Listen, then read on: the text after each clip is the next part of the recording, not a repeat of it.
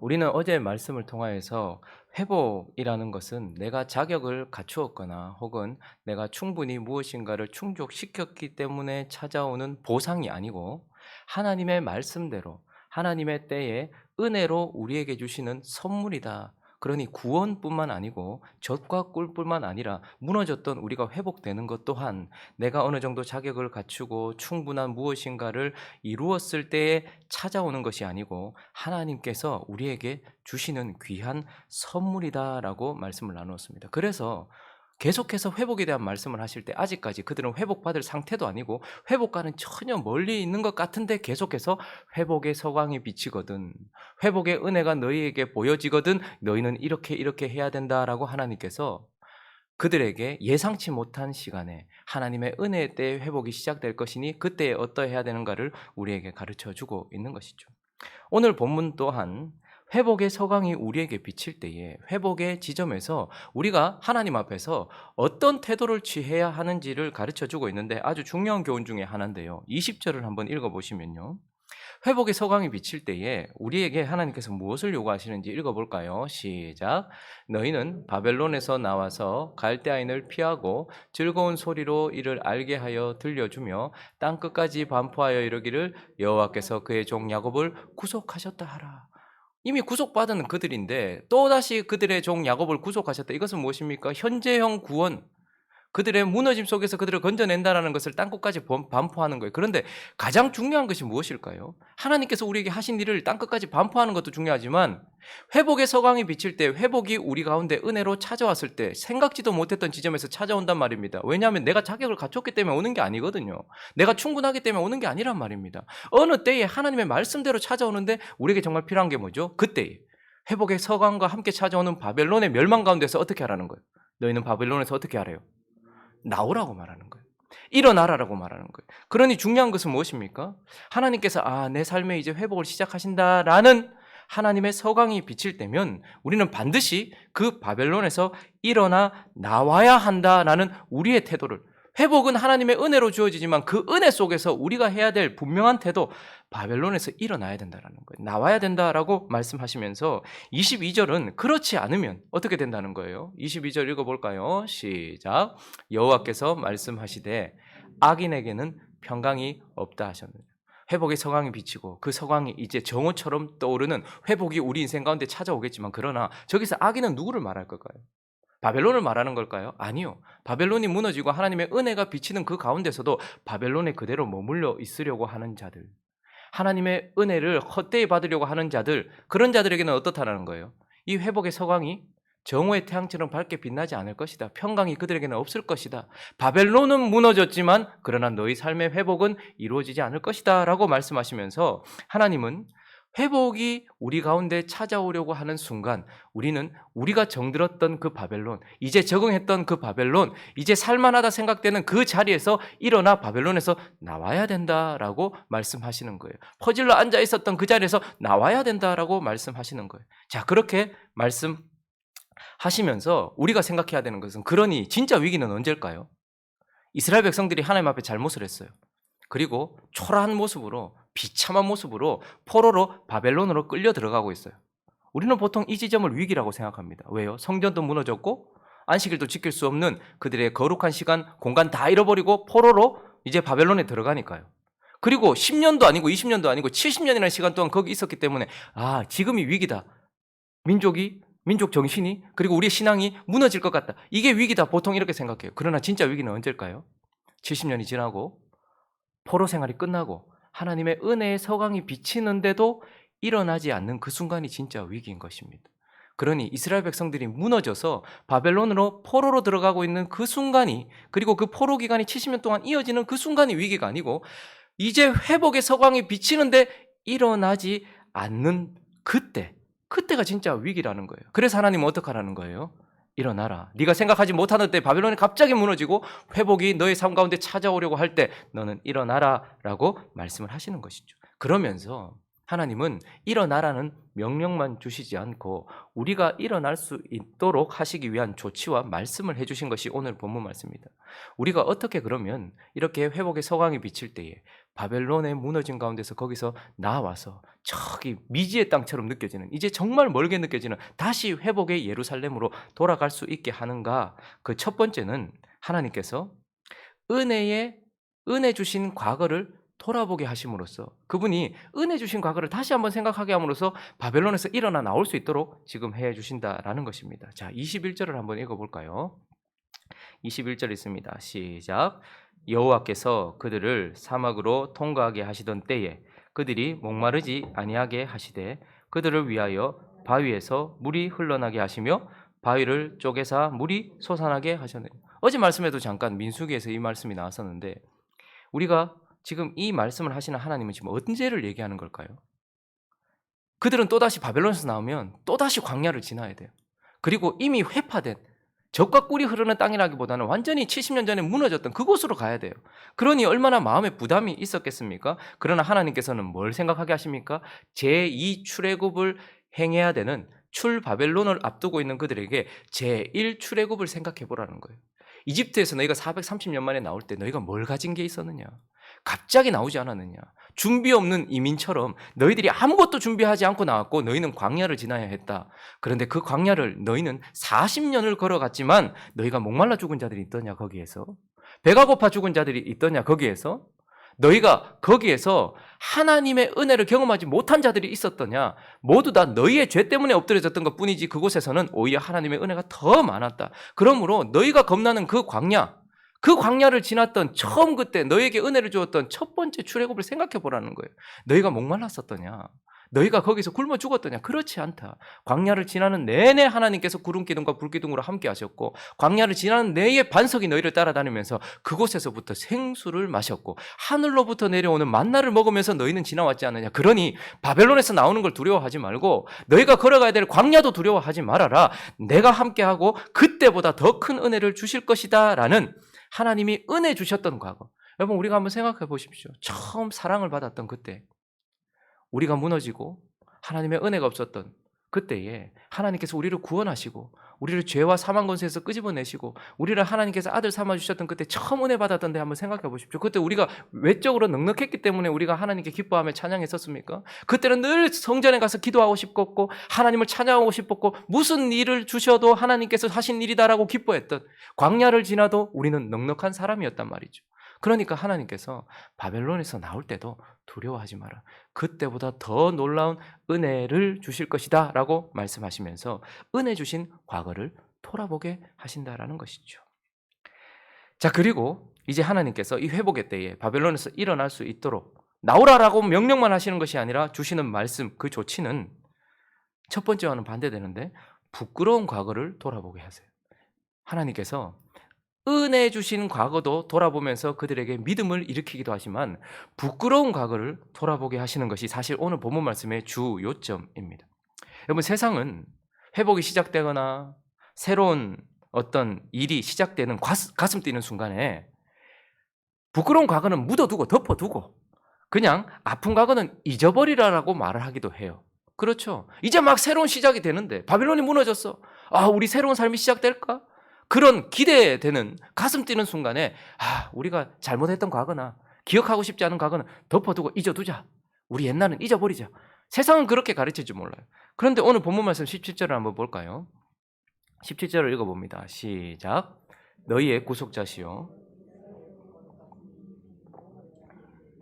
나는 내게 유익하도록 가르치고 너를 마땅히 행할 길로 인도하시는, 자, 하나님이 나는 너희 구속자다. 죄와 사망 권세에서 건진 자, 과거에서 건진 자만이 아니라 너희를 현재 가운데서도 건진 자다. 그래서 너희에게 구원만 주신 것이 아니라 네게 유익하도록 지금 현재를 가르치는 자였고 너를 마땅한 길로 인도하는 하나님이었다. 이렇게 말하고 있는 거죠. 근데 18절요. 18절 읽어보겠습니다. 그런데 시작. 네가 나의 명령에 주의하였더라면 내 평강이 강과 같았겠고 내 공의가 바다 물결 같았을 것입니다.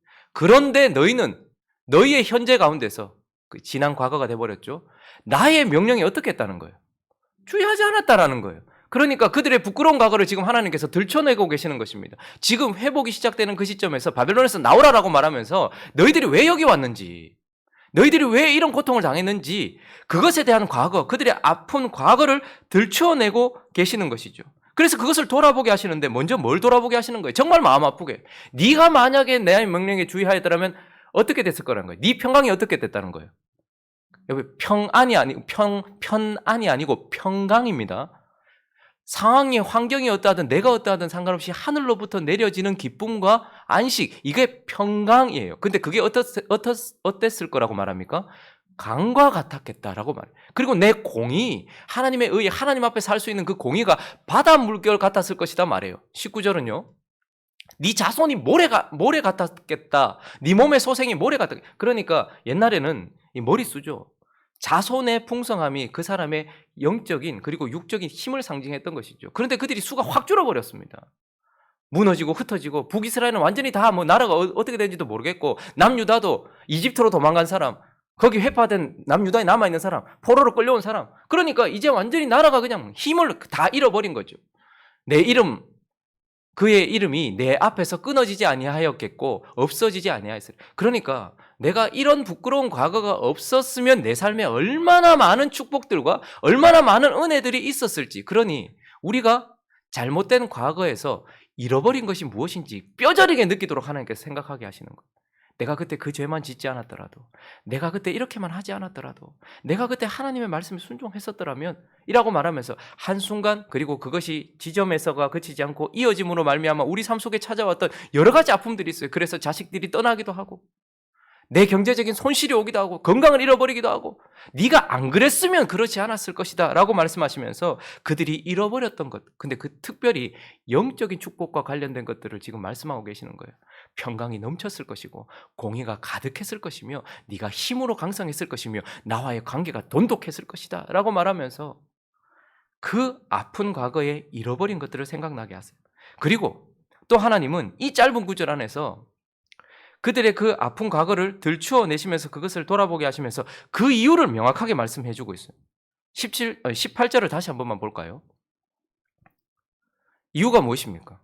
그들이 이 모든 축복들을 다 잃어버리고 바벨론에 질질 끌려와서 70년 동안이나 나라 없이 이름 없이 그렇게 모든 것을 잃어버린 이유가 뭘까요?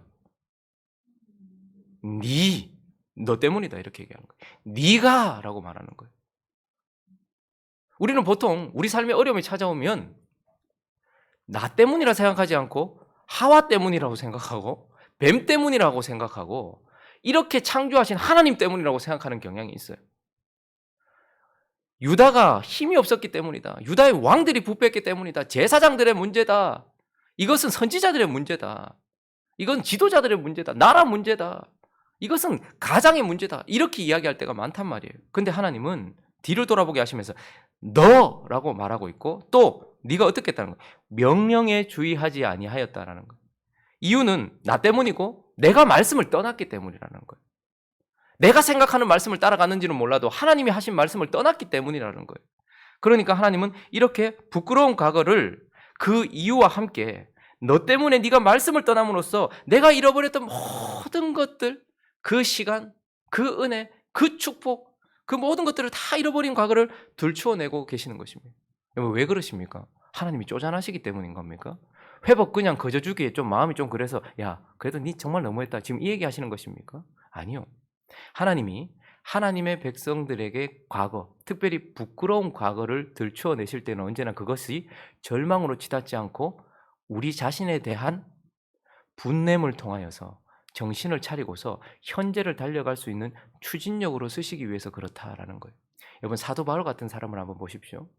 사도 바울이 고린도전서 15장에 이렇게 고백을 하는데요. 한번 말씀을 한번 찾아볼게요. 4절 고린도전서 15장 4절에 보면 실질적으로 그는 이렇게 말해요. 자, 장사 지낸 바 되셨다가 성경대로 사흘 만에 다시 살아나서 지금 예수님 얘기를 하는 거죠. 예수님이 말씀대로 장사 지낸 바 되셨다가 살아나셨어요. 부활하셨죠.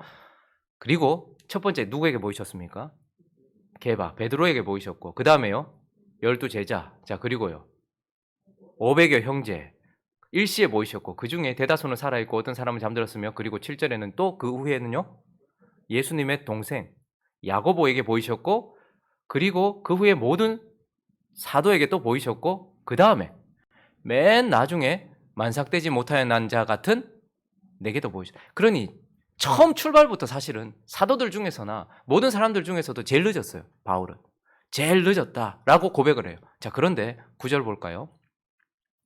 그래서 나는 사도 중에 가장 작은 자다. 여러분, 이것이 예수님, 부활하신 예수님을 가장 늦게 만났고 은혜를 가장 늦게 받았기 때문이기 때문에도 돼요. 그렇지만 둘째 줄부터 읽어볼까요? 시작. 나는 하나님의 교회를 박해하였으므로 사도라 칭함받기를 감당하지 못할 자니라. 자, 지금 사도 바울이 자기를 가장 사도 중에도 가장 작다라고 말하는 이유는 출발이 늦었기 때문이기도 해요. 그러나 그의 자기 자신이 바리새인으로서 성경을 자기 마음대로 해석했던 그것 때문에 무엇을 했어요? 교회를 박해했고 예수를 박해했던 부끄러운 과거가 있는 거예요.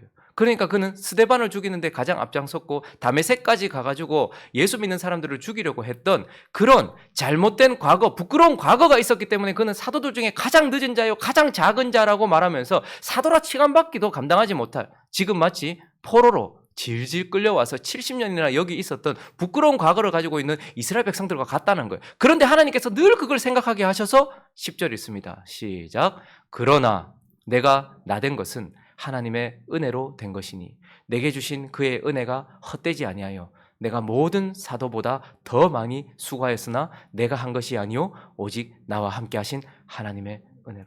나는 늦었고 나는 그 과거가 너무 부끄러운, 하나님 앞에 사도라 칭함받기도 힘든 자다.